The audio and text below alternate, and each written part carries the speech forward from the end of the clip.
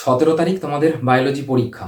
তো অলরেডি আমার চ্যানেলে আমি সাজেশন ভিডিও পোস্ট করে দিয়েছি, যেটায় একটা ভিডিও থেকে 70-এ 70 বলে একটা ভিডিও আমি পোস্ট করেছি। তো তোমরা আশা করি ওই ভিডিওটা অনেকেই দেখেছো, বা একটা লাইভও করেছিলাম, সেটাও তোমরা অনেকেই দেখেছো। না দেখে থাকলে অবশ্যই দেখে নেবে। এই ভিডিওটা থাম্বনেল দেখেও বুঝতে পেরে গেছো যে এই ভিডিওটা হচ্ছে, ধরো তোমার সব প্রিপারেশন করে গেছো, আমি যেগুলো বলেছি তার বাইরে আসবে না, ঠিক আছে। কিন্তু সব প্রিপারেশন হয়ে যাওয়ার পরেও কখনো কখনো কিছু কিছু দীর্ঘদিন ধরো আমরা পড়ানোর অভিজ্ঞতা বলো, খাতা দেখার অভিজ্ঞতা বলো, এইগুলো থেকে দেখতে পেয়েছি যে অনেক সময় ছাত্রছাত্রীরা কিন্তু ফুল মার্কস পায় না। জীববিদ্যায় বা বায়োলজিতে ফুল মার্কস পেতে গেলে তোমাকে কিন্তু কয়েকটা বিষয়ে অত্যন্ত সতর্ক থাকতে হবে, বিশেষ করে এইচএস এর খাতায়। তোমাদের সেগুলোকে পরপর করে বলছি। তো দেখো, ফার্স্টেই আমি কিছু পয়েন্ট তোমাদের জন্য এক জায়গায় করেছি।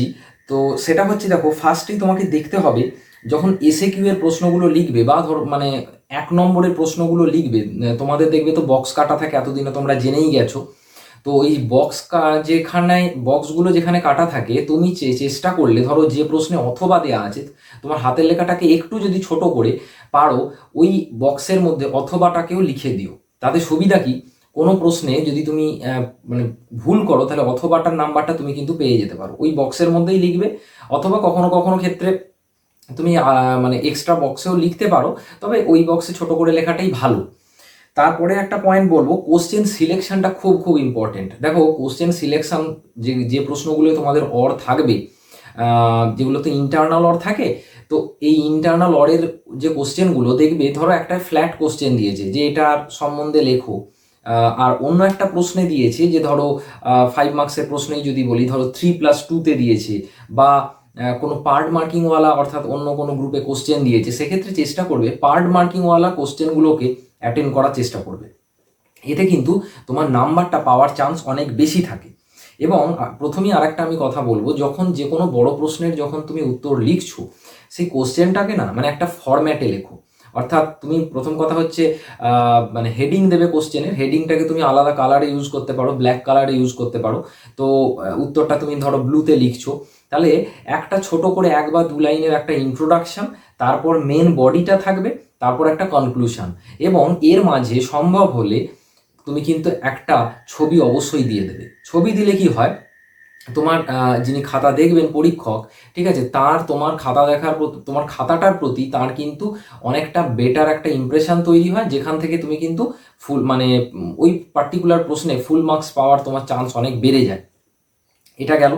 এরপর যেখানটা চলে আসবো, যে তোমাকে কিন্তু পরপর উত্তরগুলো লিখতে হবে। মানে ধরো বিশেষ করে পার্ট মার্কিংওয়ালা তুমি কোশ্চেন যদি চয়েস করো, তুমি তার একটা পার্ট এখানে লিখলে, তার মাঝে একটা প্রশ্ন ঢুকিয়ে দিলে, তারপর অন্য একটা প্রশ্ন লিখলে, এইরকম করলে কিন্তু হবে না, ঠিক আছে। এইটা কিন্তু খুব সতর্ক থাকবে। এবং যেখানে যেখানে সম্ভব তুমি চেষ্টা করবে একটু ছক দিয়ে উত্তর করতে। ধরো আমি একটা উদাহরণ দিচ্ছি, ধরো তোমার ম্যালেরিয়ার মশকি চক্র বা মনুষ্য চক্রটা পড়লো, সেটাকে ফ্ল্যাট না লিখে, বা ফ্ল্যাট যদি তুমি লেখো মানে ভাষা লিখলে, যে হালকা করে ওই লেখার শেষে একটা করে হালকা করে যদি তুমি চার্টে জিনিসটাকে দেখিয়ে দিতে পারো, বা ছকের দেখিয়ে দিতে পারো, তাহলে তোমার উত্তরের মানটা কিন্তু তুলনামূলকভাবে অনেক বেটার হবে। এটা কিন্তু করার চেষ্টা করবে। এবং অবশ্যই যে যে প্রশ্নে সম্ভব হবে পয়েন্ট দেবে। বিশেষ করে ধরো আমি একটা উদাহরণ দিচ্ছি, তোমার যে আন্দোলনগুলো আছে আর কি, বিষ্ণুই আন্দোলন, চিপকো আন্দোলন, এই ধরনের ধরো কোনো একটা ছোট প্রশ্ন পড়লো, তো সেটাকে মানে সেটা কি, আন্দোলনটা কি, তার একটা বৈশিষ্ট্য, এটাকে আলাদা করে একটা প্যারা করে, বা তার মানে কে কে অংশগ্রহণ করেছিলেন, সেটাকে একটা আলাদা পয়েন্ট করে দিতে পারো। পয়েন্ট করে লিখলে তোমার উত্তরটা অনেক বেশি স্ট্যান্ডার্ড হবে। এবং অবশ্যই গোটা খাতা জুড়ে, এটা অনেকে করে না, কিন্তু এটা করলে অনেক তুমি সুবিধা পাবে, সেটা গোটা খাতা জুড়ে বড় প্রশ্নের প্রশ্নগুলোতে, বড় বা মাঝারি প্রশ্নের প্রশ্ন উত্তরগুলোতে তুমি কিন্তু অবশ্যই একটা করে মেন মেন ওয়ার্ডগুলোর নিচে আন্ডারলাইন করে দেবে। ধরো তুমি ব্লুতে লিখছো, তাহলে ব্ল্যাকে আন্ডারলাইন করবে। এটা কিন্তু মেন মেন ওয়ার্ডগুলো আন্ডারলাইন করলে অনেক সুবিধা হয়। ধরো এক্সামিনাররা যখন খাতা দেখছেন, তারা কিন্তু মানে ওই মেন খাতা দেখার সময় না ওই কিওয়ার্ডসগুলোকে খোঁজেন।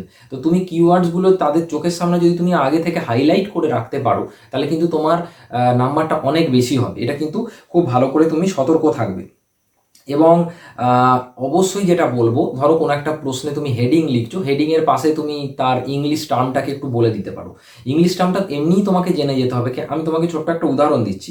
2023-এর এইচএসের প্রশ্নটা দেখবে একবার। 2023-এর এইচএসের প্রশ্নে অনেক একটা জানা প্রশ্ন, মানে অনেক ছাত্রছাত্রী কিন্তু আমি শুনেছিলাম বা আমাকে পরে তারা বলেছিল যে জানা প্রশ্ন ছেড়ে এসেছে, আবার বহু ছাত্রছাত্রী প্রশ্নটা লিখেও এসেছিল। কি জিনিসটা না, বাংলাতে বানান করে দিয়েছিল হাইপোফাইজেশন সম্পর্কে লিখতে। এবার তারা পড়ে গেছে প্রণোদিত প্রজনন। এবার এই হাইপোফাইজেশন মানেটা তারা বুঝতে পারেনি, হলে তাকে মানে বলার কেউ ছিল না। এবার অর্থাৎ এই রকম আফসোস যেন না হয়, ওই জন্য মেন প্রশ্নগুলোর ক্ষেত্রে ইংলিশ টার্মটা লিখবেই অবশ্যই। এক্ষেত্রে একটা মানে তোমার শর্ট ট্রিক টাইপের আমি তোমায় বলতে পারি।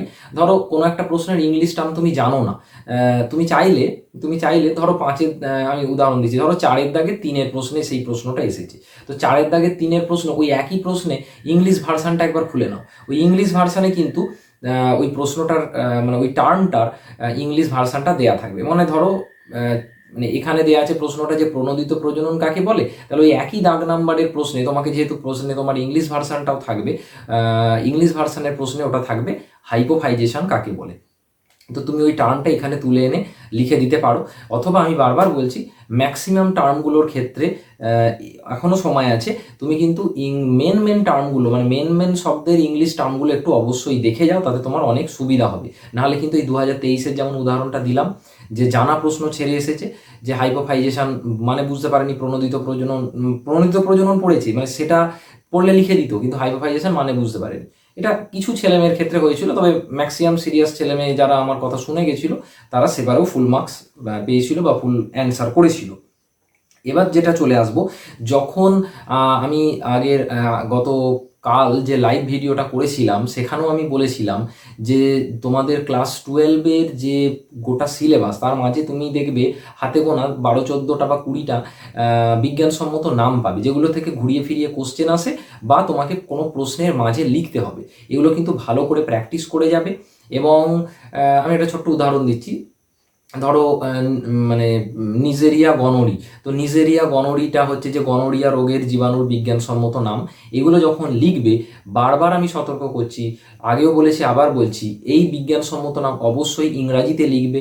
তুমি চাইলে ইংরাজিতে লেখার পর চাইলে তার পাশে বাংলাটা লিখে দিতে পারো, বাংলাটা লেখো না লেখো কিচ্ছু এসে যায় না, কারণ কিন্তু বাংলায় শুধু লিখেছো, ইংরাজিতে বিজ্ঞানসম্মত নামটা লেখোনি, সেক্ষেত্রে তুমি কিন্তু কোনো ক্রেডিট বা নাম্বার পাবে না। এবং ইংরাজিতে লিখলেও তোমাকে সম্পূর্ণ বানানটা সঠিক লিখতে হবে। তাই আছে তো 14 থেকে 20টা, গোটা সিলেবাস জুড়ে এরকম হবে। তো তুমি দরকার হলে এখনও যেটুকু সময় আছে, এখনও বেশ কিছুটা সময় আছে, এখানে তুমি কিন্তু ওই বিজ্ঞানসম্মত নামগুলো আর একবার লিখে প্র্যাকটিস করে নাও। এবং আজকে রাত্রিরে একটা লাইভ হবে, সেই লাইভটা অবশ্যই তোমরা জয়েন করবে। সেখানে আমি গুরুত্বপূর্ণ কিছু এমসিকিউ নিয়ে আলোচনা করব। ঠিক আছে, এমসিকিউ নিয়ে আলোচনা করবো, এমসিকিউ সাজেশন নিয়ে আমি আলোচনা করব। এটা অবশ্যই ছোট্ট একটা 30 মিনিটের মতো হয়তো লাইভ করব, ওইটা অবশ্যই তোমরা জয়েন করবে। আর যেটা বলছিলাম, বিজ্ঞানসম্মত নামটা গণ এবং প্রজাতি, এটা তোমরা ছোট থেকে শিখে আসছো, ক্লাস 9 থেকে শিখে আসছো। গণ এবং প্রজাতির নামের নিচে আলাদা আলাদা আন্ডারলাইন করবে, ইংরাজিতে লিখবে, সঠিক লিখবে। ঠিক আছে। আর বলবো যে তখন পার্ট মার্কিংওয়ালা যে প্রশ্নের কথাটা বললাম, সেখানটাকে পার্ট, মানে ধরো একটা পার্টের পর অন্য একটা পার্ট লিখছো, জড়িয়ে লিখবে না, তাহলে টিচার কিন্তু বুঝতে পারবেন না। তুমি দুটো পার্টের লিখেও একটা পার্টের নাম্বার হয়তো পেয়ে যেতে পারো।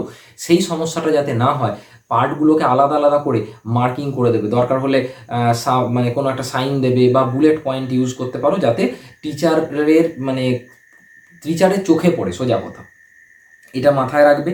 এবং অবশ্যই যেটা বলবো যে আরেকটা কথা না বললেই নয়, দেখবে গোটা প্রশ্ন জুড়ে অ্যাপ্রক্স 10% কোশ্চেন থাকবে, রিসেন্ট কয়েক বছর এই ট্রেন্ডটা দেখা যাচ্ছে, যেটাকে বলছি আমরা কনসেপচুয়াল কোশ্চেন। তো এই কনসেপচুয়াল কোশ্চেন কিন্তু আমি যে সাজেশনটা দিয়েছি সেখান থেকেই পাবে। এই কনসেপচুয়াল কোশ্চেন ধরো একটা বা দুটো এরকম পড়লো, সাজেশন থেকেই পাবে। হয়তো সেই পার্টিকুলার প্রশ্নে ভাষাটাকে একটু ঘুরিয়ে দেওয়া থাকলেও থাকতে পারে, সেটা কিন্তু বুঝে উত্তর করবে। যেমন ধরো আমি তোমাকে একটা যদি উদাহরণ দিই, ধরো আমি সাজেশানে দিনিশেক দিয়েছি, তো দিনিশেক প্রশ্নটা তোমাকে যদি এরকম দেয়, দিনিশেক পদ্ধতিটা বর্ণনা করো সপুষ্পক উদ্ভিদের, তোমরা সবাই লিখে দেবে।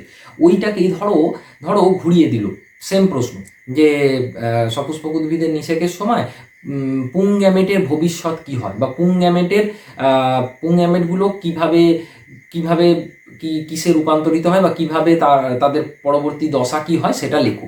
এই রকম যদি প্রশ্ন দেয় তাহলে কিন্তু দেখো একই উত্তর, জাস্ট দিনই শেখ ভাষাটাকে না দিয়ে এই কথাটাকে একটু ঘুরিয়ে দিয়েছে, অবশ্যই করে যাবে, মানে কনসেপচুয়াল কোশ্চেন একটু ঘুরিয়ে দিয়ে দিচ্ছে, সেগুলো একটু সতর্ক থাকবে। তাহলে এই কথাগুলো আমি বললাম এবং বারবার বলছি চিত্র প্র্যাকটিস করে যাবে। চিত্র প্র্যাকটিসের মধ্যে আলাদা করে তোমাকে হয়তো চিত্র বলবে না, চিত্র সহ বলুক বা না বলুক তোমাকে কিন্তু চিত্র দিতে হবে, এটা মাথায় রাখবে।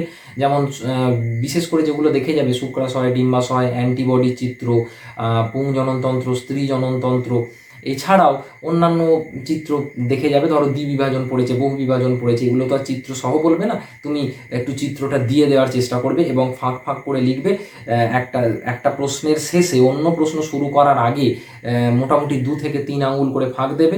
যদি দেখো যে একটা পেজের শেষের দিকে প্রশ্নটা লেখাটা শেষ হয়ে গেছে, মানে অনেকটা শেষ পর্যন্ত চলে গেছে আগের প্রশ্নের লেখা, তাহলে ওই পেজে আর না লিখে তার পরের পেজে চলে যাবে, পিটিও কথাটা তুমি সেখানে লিখে দিতে পারো। এইগুলোই আমি বলবো, এই পয়েন্টগুলোই আমি তোমাদেরকে বললাম।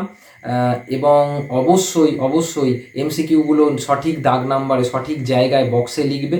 এমসিকিউগুলো এবিসিডি করে লিখলেই হবে, তুমি অপশন লেখার তুমি খুব একটা জায়গা সেখানে তুমি পাবে না। মাধ্যমিকে যেমন অপশনটাও লিখতে, তবে কারো হাতের লেখা ছোট হলে বা তুমি যদি মনে করো জায়গা থাকলে অপশন ধরো বি ব্র্যাকেটে অপশন যে ভাষাটা সেটাও তুমি লিখে দিতে পারো।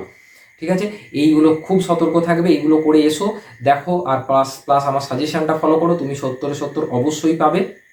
এবং আজকে রাত্রে যে লাইভটা আমি নেবো, ছোট একটা লাইভ আমি করব, সেখানে এমসিকিউ সাজেশন নিয়ে ডিসকাস করব, ওটা অবশ্যই জয়েন করবে। তোমাদের পরীক্ষা খুব ভালো হোক।